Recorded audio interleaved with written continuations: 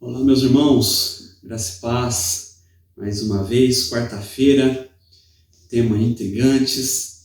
Estamos aqui e o tema dessa noite é o que Jesus escreveu na areia. Você se lembra dessa história?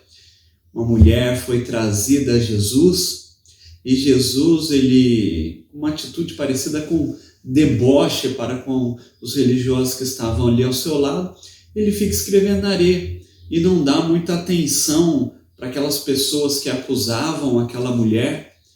E a pergunta que fica é, o que Jesus ele escreve na areia enquanto aqueles homens acusam a mulher e na verdade eles estão tentando pegar Jesus? O que Jesus escreve ali? Você já fez essa pergunta? Você já teve essa curiosidade? A Bíblia diz o que Jesus escreveu? Como que a Bíblia trata disso daí? Algumas pessoas já me perguntaram, já me questionaram, e a maioria dos temas que eu trago aqui, muitas vezes são de perguntas que vêm até mim, como pastor, como pessoa ali que lida com os outros, que já tem um tempo, experiência na fé. Eu tenho hoje, 2022, 24 anos da minha conversão. E dentro desse tempo, muitos questionamentos surgiram na minha vida, desde o início e depois quando eu fui para o seminário, estudei no Palavra da Vida, fiz a faculdade da nossa igreja, e muitos questionamentos surgem. E alguns deles eu já consegui um esclarecimento e tento ajudar os irmãos quanto a isso. E esse era um grande questionamento meu. O que será que Jesus estava escrevendo ali? E fui buscar isso. E depois eu descobri que esse é o questionamento de muita gente. Muita gente também. O que Jesus estava escrevendo ali? Esse texto está lá em João capítulo 8. Se você quiser, abra junto comigo. Ali a partir do primeiro versículo de João capítulo 8. Jesus ele está ali tranquilo.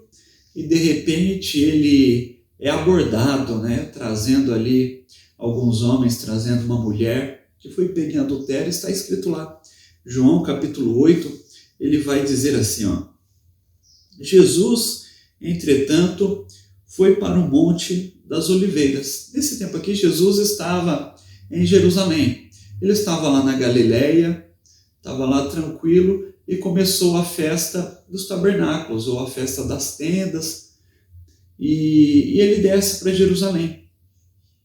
E ali ele vai participar da festa, as pessoas querem pegar Jesus, e depois que algumas coisas acontecem, que a gente vai tratar ainda dentro do nosso tempo aqui, depois disso ele vai para o Monte das Oliveiras. E ele estava lá, tranquilo lá no Monte das Oliveiras. De madrugada, voltou novamente para o templo e todo o povo ia ter com ele. E assentado os ensinava. Os escribas e fariseus trouxeram à sua presença uma mulher surpreendida em adultério e, fazendo-a ficar de pé no meio de todos, disseram a Jesus: Mestre, olha a ironia, esta mulher foi apanhada em flagrante adultério. Na lei, nos mandou Moisés que tais mulheres sejam apedrejadas. Tu, pois, que dizes?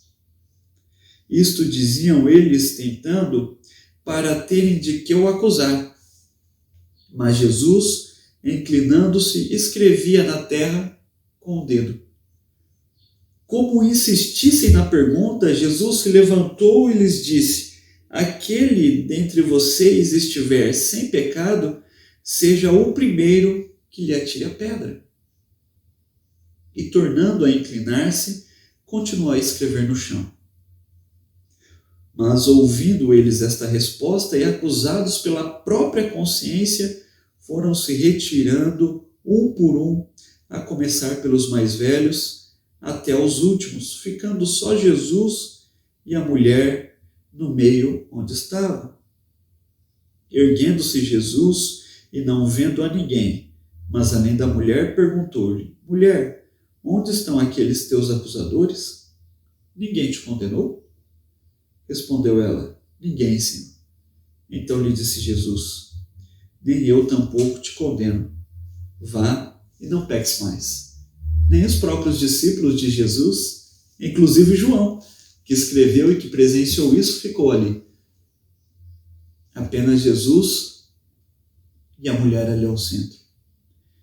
E a pergunta que fica é: o que Jesus está escrevendo com o seu dedo na terra, ali no chão? Provavelmente estava ali no pátio do templo, uma parte um pouco mais externa, onde Jesus gostava de ficar, porque ali na parte externa do templo é onde os gentios, aqueles que não eram judeus de nascença, podiam entrar. Os gentios que se converteram ao judaísmo, o que é os gentios? Aqueles que não são judeus, que se converteram ao judaísmo, que queriam oferecer sacrifício, eles podiam chegar até o pátio do templo, não podiam entrar dentro do templo, era proibido. E por isso que Jesus, quando ele vai entrar em Jerusalém, na sua última semana, a primeira atitude dele é purificar o templo, porque eles não permitiam que os gentios entrassem dentro do templo, e Jesus Cristo diz: a minha casa será chamada casa de oração para todas as nações. E vocês transformaram ela num covil de ladrões, de salteadores, de enganadores. E esses enganadores não permitiam os gentios entrarem ali. E Jesus provavelmente estava ali na parte externa. Por isso que ele escrevia na areia, porque lá dentro era bem limpinho, era diferente. Estava escrevendo ali no chão. Mas a pergunta que fica é: o que ele estava escrevendo ali? A Bíblia diz, fica claro, esse texto está em João, capítulo 8. Esse relato da mulher adúltera não está escrito em outros textos. Não sabemos se apenas João estava presente ali dentre os discípulos. Não sabemos se isso não foi relevante para os outros, mas apenas João descreve isso. E vai descrever que nem ele mesmo ficou quando todos saíram. Apenas Jesus e a mulher ficou ali. Deve ter sido uma coisa muito impressionante que Jesus Cristo escreveu no chão. Ou deve ser algum desdém que Jesus Cristo fez, fazendo rabiscos aleatórios para dizer: eu não estou nem aí para o que vocês estão falando para mim. Não, quem tem pecado aí que atira. Pegue ela aí e mata, se alguém não tem pecado. Já que vocês são tão bons na lei, vocês devem ser santos.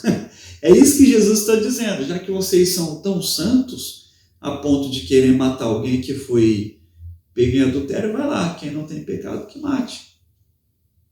Porque desde o Antigo Testamento, a palavra vai dizer que não existe pecadinho nem pecadão. Aquele que pecou vai morrer. E quando nós olhamos para esse texto, e dentro da história, da interpretação, algumas interpretações surgiram no decorrer da história, que vale a pena a gente aqui abordá-las. A primeira delas é que Jesus estava fazendo ali um desdém com essas pessoas. Ele demonstrando que não estava muito preocupado com o que eles estavam falando. Porque a intenção desses homens aqui, qual que é? Era pegar Jesus e encontrar nele um motivo para condená-lo. Mas de que forma? Se Jesus Cristo dissesse assim: não vamos matar ela não. Não vamos condenar ela não, porque isso é feio. Só que eles já chegam trazendo a palavra no versículo 4. Mestre, essa mulher foi pega em adultério e a lei de Moisés diz que nós devemos apedrejá-la. A lei de Moisés. Quando de fato nós voltamos lá atrás, no texto de Levíticos, capítulo 20, o texto de Deuteronômio 22, em que ele vai repetir as leis de Levítico, vai dizer que o adúltero que for pego em adultério deverá ser morto. Só que Jesus percebe o que está acontecendo. Porque agora eles não vivem mais dentro da lei dos judeus. Eles não podem mais exercer o seu direito de matar alguém dentro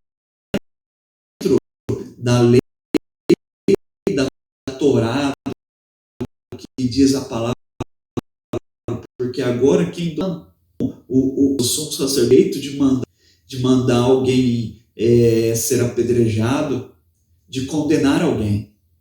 Em primeiro lugar, esse julgamento está por fora. Esse julgamento aqui não deveria existir. Esse julgamento que é junto, não está dentro da lei. E Jesus percebe isso. E Jesus nota a astúcia. Porque se Jesus dissesse, não, a gente não pode mandar matar ela, que isso, a gente está debaixo do regime aqui romano, a gente não pode fazer isso. Todo mundo vai acusar Jesus de ser um herege. Se Jesus dissesse, não, é isso aí, a palavra diz isso, vamos apedrejá-la, Jesus seria condenado pela lei romana. De qualquer forma, Jesus aqui estava numa sinuca de bico, né? Como diz a expressão atual. Assim como aquele episódio da moeda, em que as pessoas ali, esses líderes religiosos tentam pegar Jesus, olha para ele e diz, é certo a gente pagar imposto para César? Se Jesus diz sim, é certo, eles acusam Jesus de estar do lado dos romanos. Se Jesus diz não é certo não, nós somos de Deus, eles vão e acusam com a lei dos romanos Jesus. E Jesus vai dizer, dê a César o que é de César e a Deus o que é de Deus. Ele está dizendo, pague, Deus vai suprir vocês, fica tranquilo, está tudo tranquilo aí, não precisa se preocupar com isso não. E pronto, todo mundo fica sem resposta.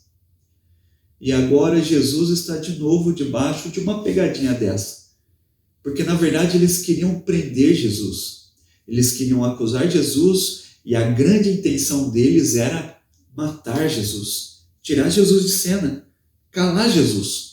Só que eles não podiam fazer isso. Por quê? Porque eles são santos. Eles são religiosos. Não, a gente vai fazer, mas vamos fazer na lei de Deus. Vamos achar uma brecha aqui na lei para a gente prender ele? Vamos achar alguma forma de pegar ele?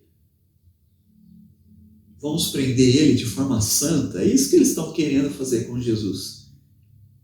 Porque algumas horas atrás, porque aqui Jesus de madrugada ele vai para o Monte das Oliveiras, depois segue para o templo.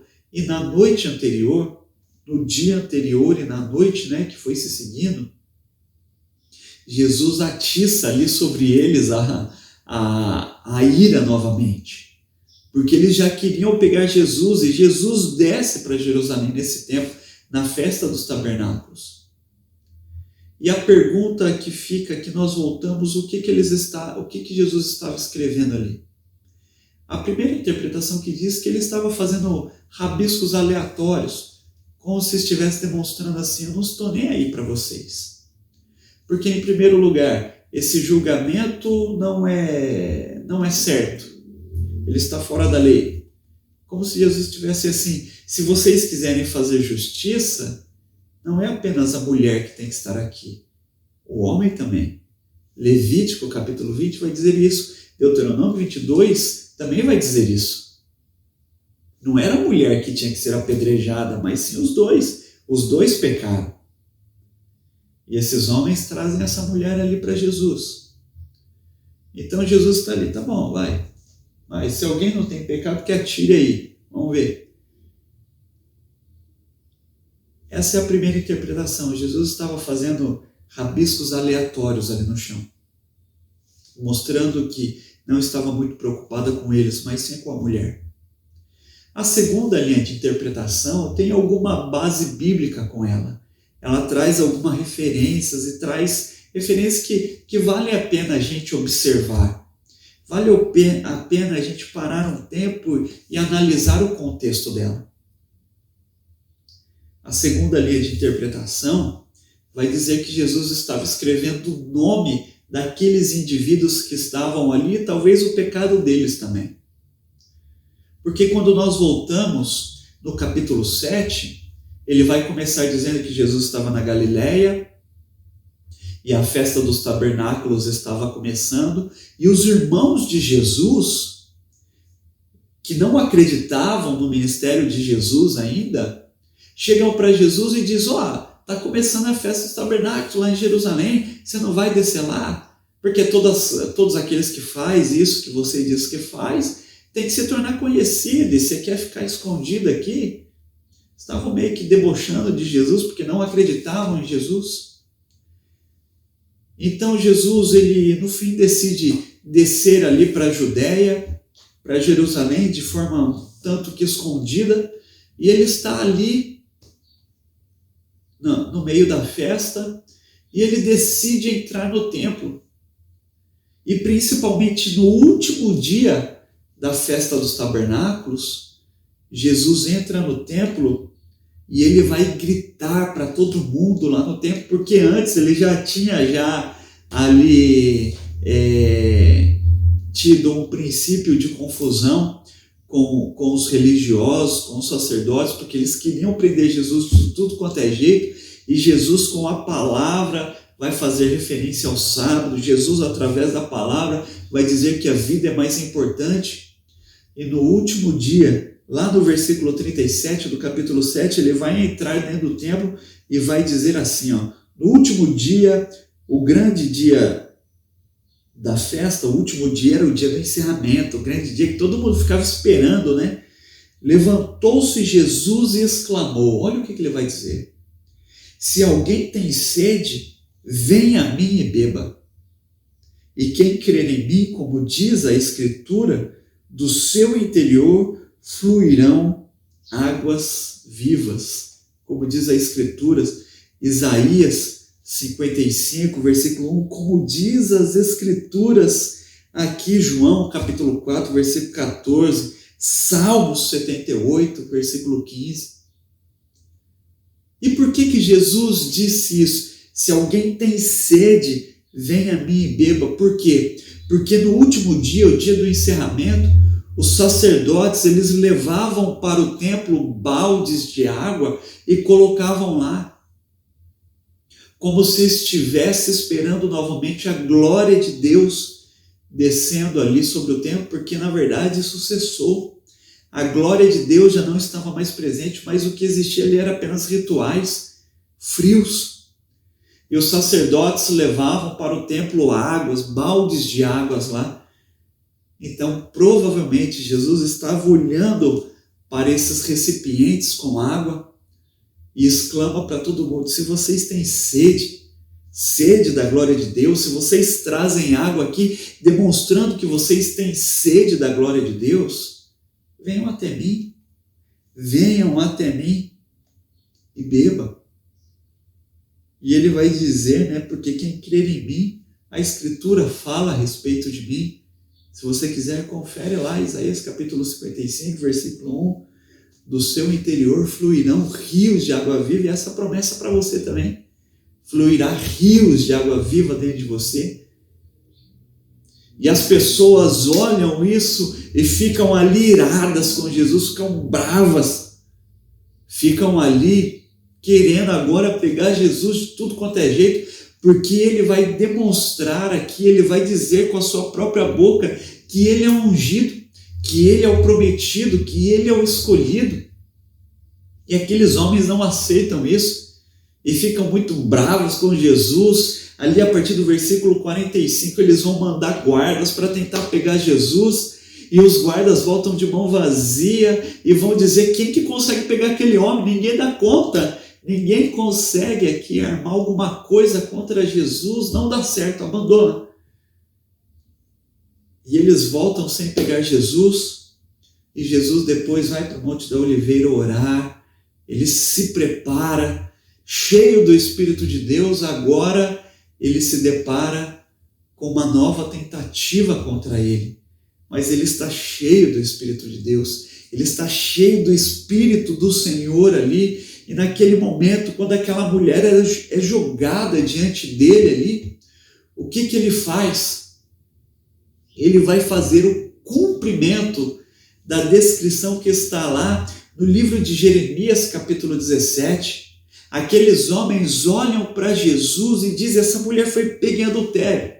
A lei de Moisés manda apedrejar. O que você fala? Jesus está de costas para eles, agachado, olhando para o chão, cheio do Espírito.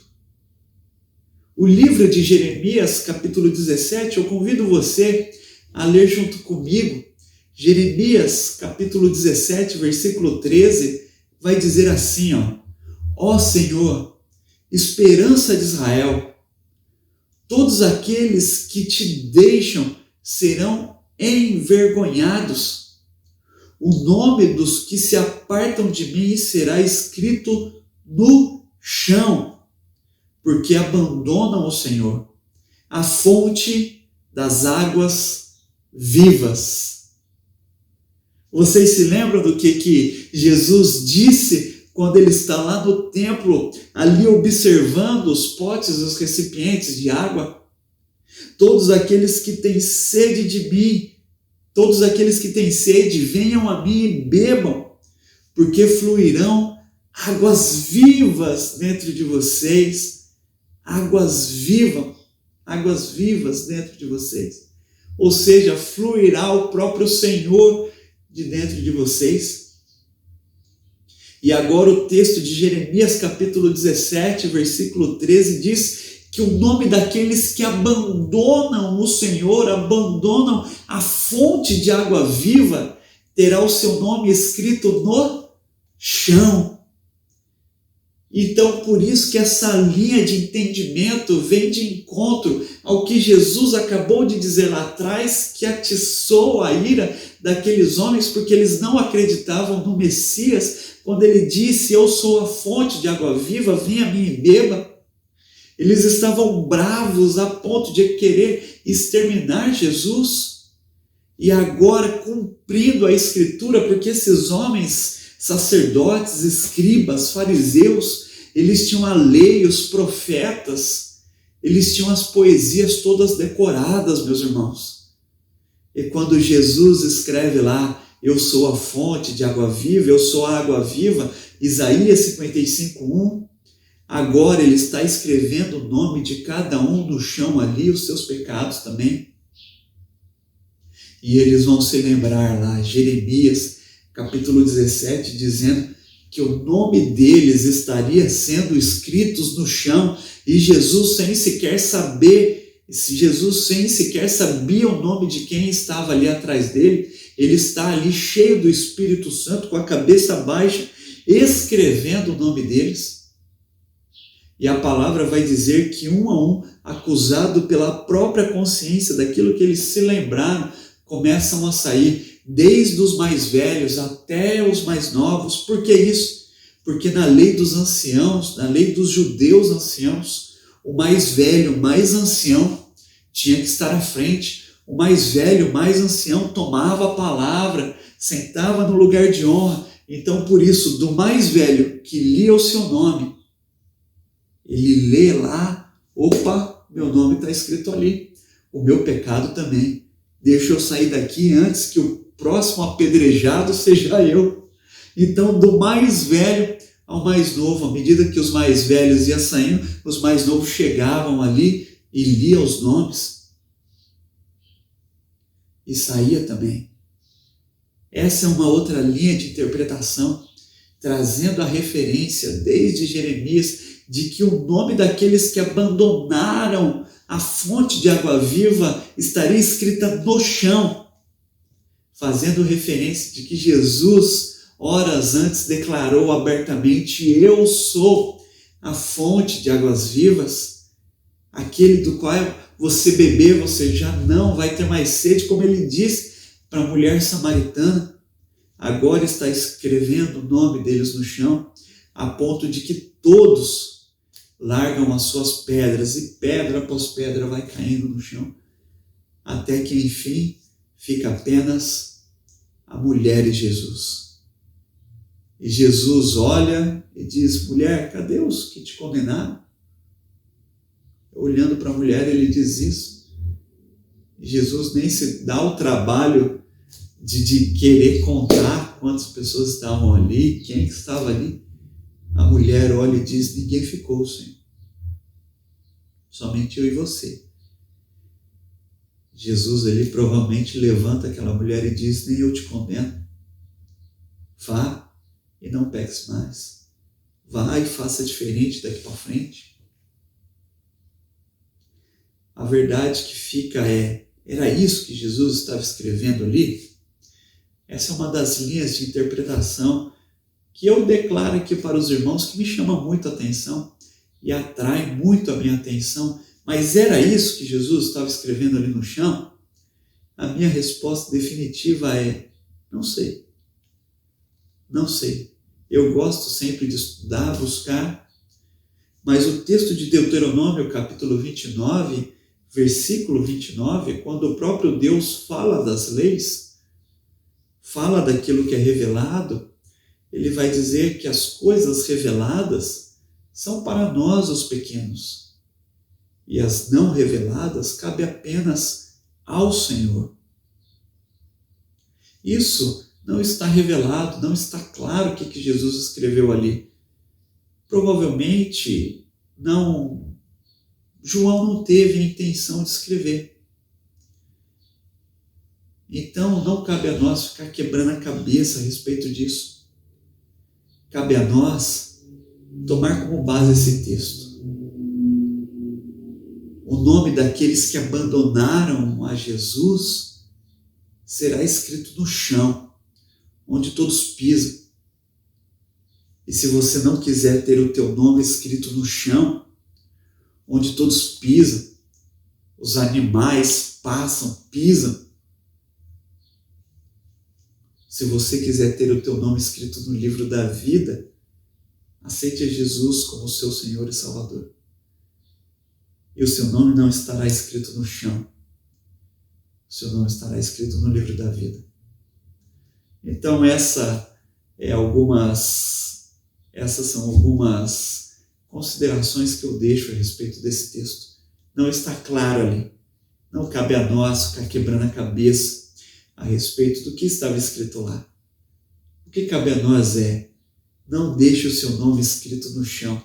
Aceite a Jesus como seu Senhor e Salvador, e o seu nome estará escrito no livro da vida. Que o Senhor te abençoe.